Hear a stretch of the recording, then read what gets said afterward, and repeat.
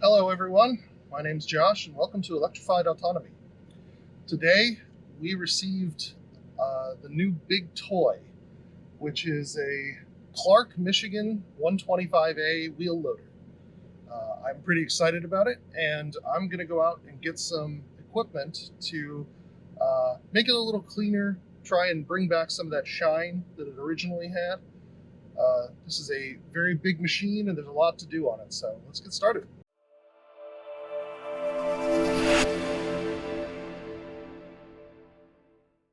Well, there goes a $550 trip to Blaine's Farm and Fleet. That was mostly fluids for the new vehicle. I may have bought a few extra parts that I need, things like impact sockets and such, but ouch. All right, here she is. The Clark Michigan 125A, the 4-cylinder GM diesel engine. She's got quite a bit of power, weighs around 18,500 pounds, can pick up 1 7/8 yards of material. Just for scale, I'm 6'4". This thing is at the top of the hood there about 6'6". So it does 2-wheel drive, 4-wheel drive, and the rear wheels are the turning wheels. And first step is try and get her clean. So I'm gonna put on a bunch of engine degreaser and give her a hose down.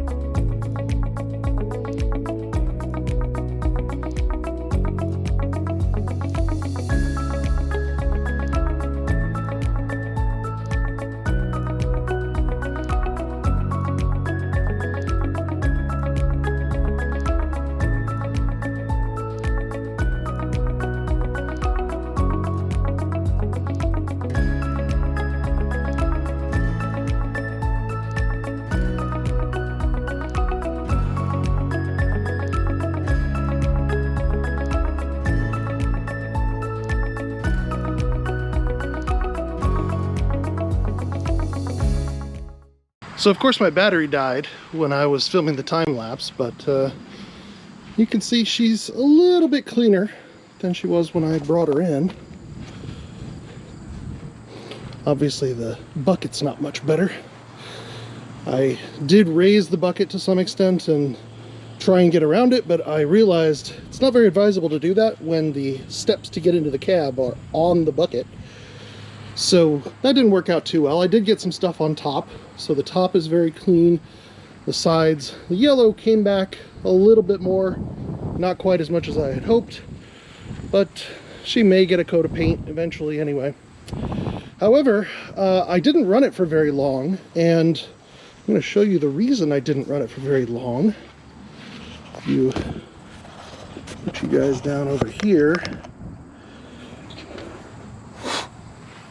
Take a look at this dipstick right here in the engine oil, and you can see the crankcase oil is a bit milky.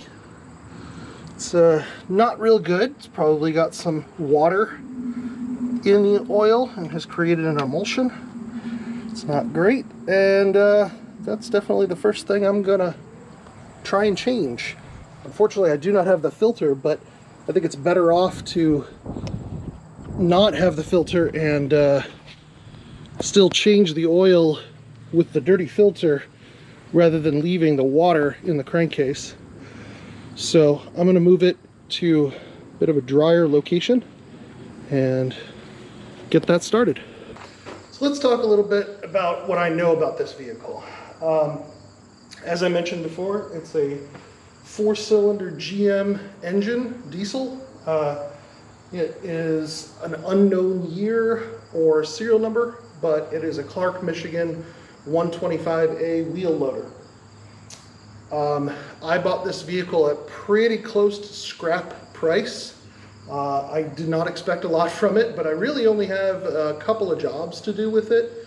However, I really want to try and bring it back up to the state where at least everything works on it. And that's going to be a bit of an uphill battle. The things I know that are wrong right now, the Bendix on the starter engages about 25% of the time, if that. No brakes, which is a bit of a problem for me, given that my property is pretty hilly. It's a bit of fun trying to get up and down the hills, but that's not terrible. The lights definitely need to be replaced. I noticed that at least the rear lights are not connected at all. The parking brake is disconnected. Again, a bit of a problem for my hilly property, but manageable with just putting the scoop down for most things. And then some of the controls stick. I tried to shift it into traveling gear. So there are essentially four gears in both directions here. There's high and low, and working and traveling. So working is going to obviously be a lower gear ratio.